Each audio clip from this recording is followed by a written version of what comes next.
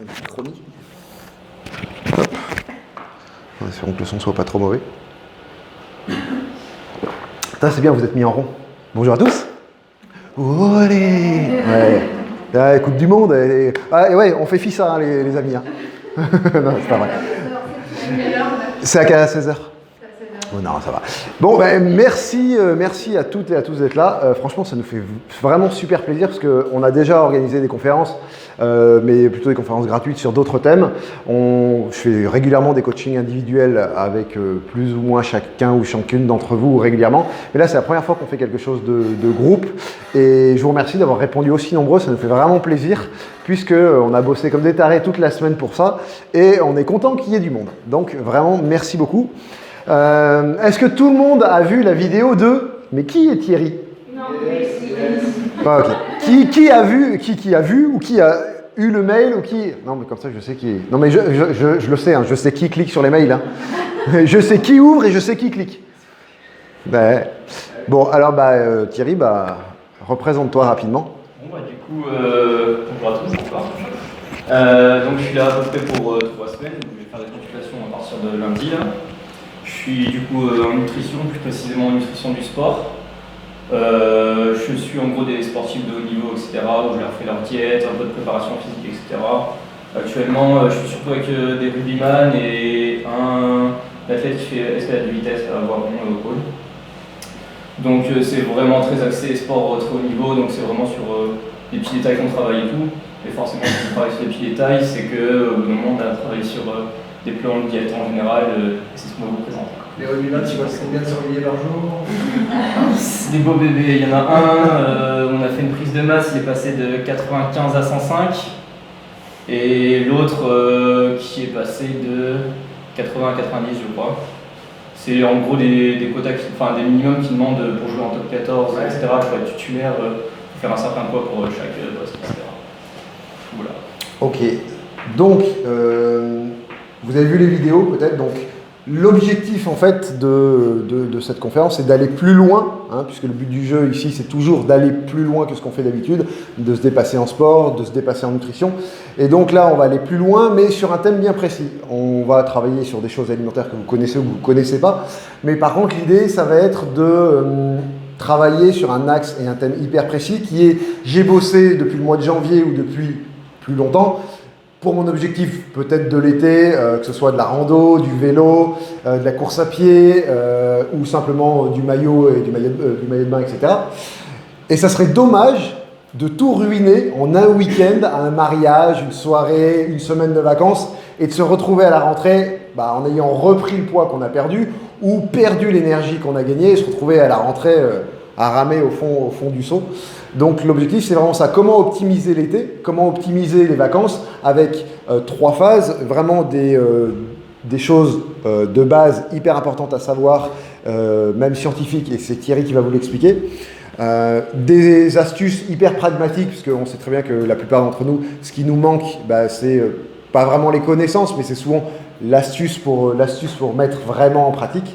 Et puis ensuite, on travaillera un tout petit point sur, une fois qu'on a les connaissances, une fois qu'on a les astuces, comment est-ce qu'on fait pour passer à l'action. Donc à partir de maintenant... On va... Je me sens sous pression avec ça. Hop, le mic. Et à droite. Ouais, du coup, on va organiser la conférence un peu dans le même ordre que la semaine. Comme ça, on n'est pas perdu.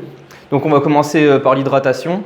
La chose que tout le monde sous-estime un petit peu en nutrition, et pourtant c'est une des choses les plus importantes. Donc je pense qu'on l'entend bien assez. L'eau, c'est ce qui constitue la plupart du corps. 70% en moyenne, bon ça c'est la moyenne pour faire un peu tape à l'œil, en soi c'est un petit peu moins. Pour les femmes c'est plus dans les 50%, pour les hommes adultes plus dans les 60%. Pour les personnes plus âgées c'est dans les 45% et quand on est bébé où vraiment on dépasse les 70, on est à 75%. Donc à quoi sert cette eau? Donc forcément c'est pour l'excrétion des déchets, donc avec tout ce qui est reins, etc. Donc vraiment très utile, thermorégulation. Dès qu'on va faire un effort, il ne faut pas que le corps il surchauffe, etc. Ou même à la moindre inflammation dans le système, c'est-à-dire dès qu'on est malade, etc. Ce qui fait d'ailleurs qu'on a la fièvre, il faut pouvoir réguler ça et c'est l'eau qui entre en grande partie là-dedans.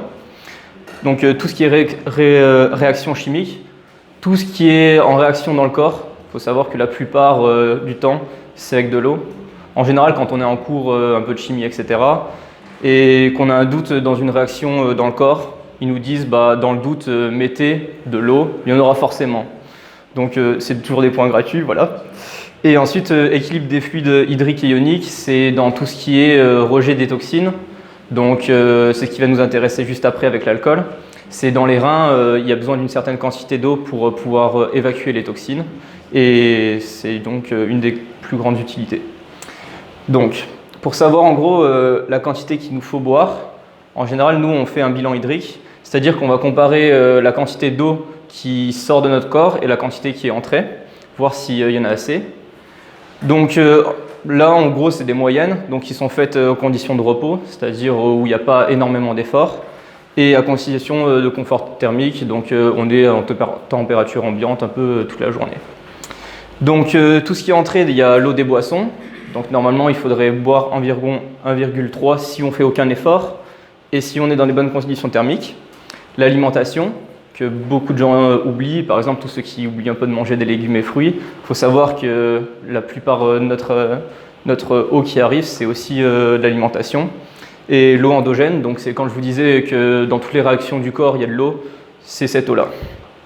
Dans tout ce qui est sorti, il va y avoir du coup urine, peau, donc quand on transpire, l'air qu'on expire, donc il faut savoir qu'avec la condensation, etc., c'est aussi de l'eau perdue, et dans les selles. Donc c'est pour ça que quand on est malade, etc., qu'on a le gastro, etc., il y a toujours beaucoup plus d'eau qui est sortie et on se déshydrate énormément. Quand on va par exemple à l'étranger, etc., et qu'on est mal, généralement on nous conseille de beaucoup boire et pourtant c'est l'eau qui nous apporte souvent la maladie à l'extérieur. Donc la déshydratation, pourquoi il ne faut pas qu'on l'ait en gros c'est en pourcentage par rapport au poids du corps. Qu'est-ce qu'on a comme effet? Donc sans corps, c'est des moyennes. Par exemple, ce qu'on ressent en premier, c'est une soif intense et la capacité physique altérée. Quand on parle de capacité altérée, c'est physiquement, on va être vraiment moins performant, on va se sentir beaucoup moins à l'aise. Avec, là, ils mettent 2%, mais il faut savoir que ça commence déjà autour de 1,5-1,6% de notre poids de corps. Donc, je ne sais pas, sur 50 kg, on ne perd même pas 1 litre d'eau. C'est bon, on est déjà en déshydratation et on va déjà commencer à être moins performant. Moins performant, c'est 10 à 20% de notre performance. Donc, on veut aller faire du cardio ou quelque chose comme ça, on veut perdre du poids, sauf qu'on va être moins performant, donc moins bonne perte de poids. Ensuite, si on arrive un petit peu au-delà, parce que par exemple on fait sa séance de sport, on oublie de boire, on va arriver directement à une fatigue qui est déjà plus importante et pour peu qu'on ait un peu l'habitude, on ne va pas forcément la ressentir. Mais par contre, quand on va arriver à des tâches un peu intellectuelles, on va avoir du mal à réfléchir, on ne le verra pas forcément, sauf que ce sera de pire en pire quand on va descendre dans la déshydratation. C'est pour ça qu'on arrive à 6%, où là, façon que vous le ressentiez ou non, vous n'aurez pas le choix, vous serez totalement crevé. Asthémie, c'est en gros, vous avez vraiment du mal à réfléchir et vous êtes, concrètement, vous êtes une flaque, quoi. Vous n'arrivez plus à réfléchir du tout. Et nausée, par exemple, souvent ça arrive, c'est les boxeurs, quand ils sont en catégorie de poids, ils essayent de perdre beaucoup de poids juste avant leur combat. Ils vont perdre, je sais pas, 6 à 7 kilos en une nuit, où ils vont aller courir dans des saunas, dans des sacs en plastique et tout, pour vraiment perdre un maximum d'eau. Et dans ces moments-là, c'est vomissements, ils savent même plus où ils sont, c'est une perte totale de conscience. C'est pour ça qu'on est dans un ring. C'est pour pas qu'ils se perdent, effectivement. Et après, au-delà, je vous déconseille d'y arriver. C'est une confusion mentale et savoir que la confusion mentale à 8%, c'est pas sûr qu'on revienne à la normale. On peut devenir complètement fou en étant déshydraté. C'est ce qui arrive au-dessus de 10%. C'est des accidents cérébraux, etc. Et 15%, c'est un décès total. Il n'y a pas d'autre solution. Du coup, notre ennemi, donc l'alcool, parce que lui, il aide beaucoup à la déshydratation. Donc tout ce qui va se passer, ça va être essentiellement dans le foie et dans les reins. Donc en gros, pourquoi ça nous déshydrate? Le foie, il va envoyer tout ce qui est hydrosoluble dans les reins, c'est-à-dire toutes les toxines qui sont censées être évacuées avec l'eau. il va les envoyer dans le rein. Le truc, c'est que si on ne boit pas d'eau, il va être obligé de forcer le corps à chercher l'eau qu'il a à l'intérieur de lui, dans toutes les réactions qu'on a vues précédemment. Et donc, on va se déshydrater hyper rapidement. Donc, les reins vont arriver à sursaturer. Donc, très rapidement, on va avoir des problèmes de reins, si ce n'est pas déjà une cirrhose du foie avec l'alcool, bien entendu. Et après, un rein, le problème, c'est aussi que ça ne se voit pas. Il y a très peu, quand c'est un cas par rapport à l'alcool, pas quand c'est des caillots ou quoi que ce soit. C'est souvent un truc qu'on ne voit pas tout de suite et qu'on voit au dernier moment. Donc, c'est bien de boire de l'eau pendant qu'on boit de l'alcool, avec les petits conseils qu'on a vus. Donc, boire un verre d'eau entre chaque verre d'alcool, essayer de limiter à un verre d'alcool par heure, même si je sais que c'est compliqué.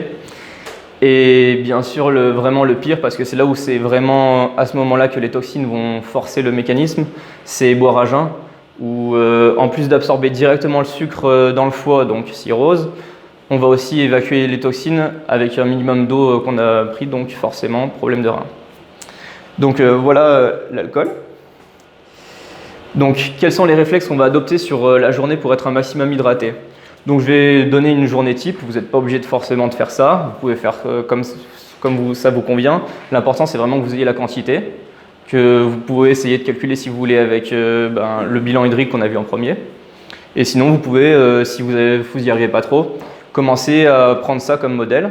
Donc vous levez au petit déjeuner une boisson. Je sais qu'il y a beaucoup de personnes qui n'arrivent pas à boire de l'eau le matin, parce que personnellement c'est le cas. Je trouve ça pas du tout le même goût, c'est un peu bizarre. Du coup, c'est thé ou café. À savoir aussi, une petite info, s'il y a des gens qui ont peur de prendre de la théine, etc. dans la journée parce qu'elles ne dorment pas, etc., vous avez juste à commencer à infuser votre thé. Vous le laissez 30 secondes. Tout ce qui est théine, c'est ce qui sort en premier du thé. Donc, vous laissez 30 secondes votre thé infusé. Vous enlevez l'eau qui a été infusée, vous rajoutez de l'eau et ça va infuser. Vous savez garder le goût et vous n'aurez pas la théine. Donc, pour ceux qui ont peur de ne pas dormir, voilà une petite solution. Donc thé, café le matin, n'importe comme vous voulez. On verra plus tard, peut-être pas les jus de fruits, en tout cas pas industriels. Ensuite, la matinée, on prend une petite bouteille d'eau pour essayer de penser à boire. On la voit, on l'a en contact visuel, forcément on y pense déjà un petit peu plus. 0,5 litres, ouais, une petite bouteille de demi-litre, c'est facile à transporter, donc on essaie de boire ça au moins le matin. On arrive au repas. Donc 1 ou 2 verres pendant le repas. Je dis bien pendant le repas parce qu'un verre avant le repas, c'est, si vous n'avez pas vu la vidéo Info Intox, c'est pas du tout conseillé. En gros, boire un verre d'eau avant le repas, ça va lancer un mécanisme dans l'évacuation du bol alimentaire, ce qui est censé dégrader les aliments et donc l'absorption des aliments. Et aussi qui va inhiber, donc qui va empêcher les enzymes qui sont dans l'estomac de dégrader les aliments. Donc, encore une moins bonne absorption des aliments. Donc, on pense à boire juste pendant le repas et pas avant le repas, même si, oui, ça a des effets coup de faim, mais c'est pas le but recherché. Ce qu'on veut, c'est juste une bonne absorption de nos aliments. Ensuite, l'après-midi, comme le matin, on essaye de boire, etc. Ensuite, là, j'ai pris l'exemple où on va 1 heure au sport. Donc après, forcément, là, j'ai mis 1 litre, c'est pour 1 heure, par exemple, je ne sais pas, vous allez faire du vélo elliptique, ça va être à peu près 1 litre. Mais ça va forcément dépendre aussi de tous les sports que vous faites. C'est pour ça que c'est conseillé après d'aller voir un professionnel, de faire un bilan hydrique avec un professionnel. C'est que lui, il adaptera vraiment toute votre journée, tous les efforts que vous faites dans la journée. Et surtout selon votre sport que vous faites. Et ensuite, le soir, 1 ou 2 verres d'eau comme le midi, donc au repas du soir. Et normalement, on arrive à peu près une quantité un peu moyenne d'eau qui nous suffit. Donc si on n'y arrive pas trop, on peut utiliser, je ne sais pas si vous êtes tous adeptes des mobiles, mais donc il y a des applications sur smartphone qui sont utilisables. Donc par exemple, Mon équilibre en eau, c'est sur les deux, sur iPhone et sur Android, ouais. Vous pouvez télécharger ça et c'est facile d'utilisation. Tu veux installer tout sur le téléphone? Ouais. Donc si vous voulez la télécharger maintenant ou prendre les notes, les 3 sont assez bien. Celle-là, ce qui est bien, c'est qu'elle envoie des notifications sans qu'on lui demande, Quand on est autorisé à envoyer des notifications, le matin, par exemple, on va se lever, elle va nous dire pensez à boire un verre d'eau le matin ou dans la matinée, etc. Water balance, c'est quand même beaucoup plus précis. Ça va s'adapter aussi si on veut choisir un petit peu les efforts qu'on fait, etc.